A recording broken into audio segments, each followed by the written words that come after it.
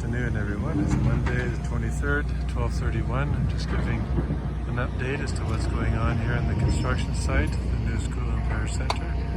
You can see the forms are going in there at a breakneck speed.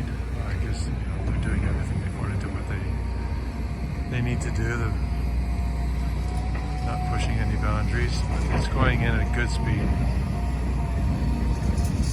Just amazing. The forms are going in. If all goes well, we might even have cement being poured by the end of the week, which is just fantastic. Got to keep this to 1 minute so I can upload it to Instagram. Big pile of dirt in front of me. You can see here, I'll just have to speed this up a bit. See how they've torn up the asphalt in the parking lot, so bye-bye parking lot. I'll do another video.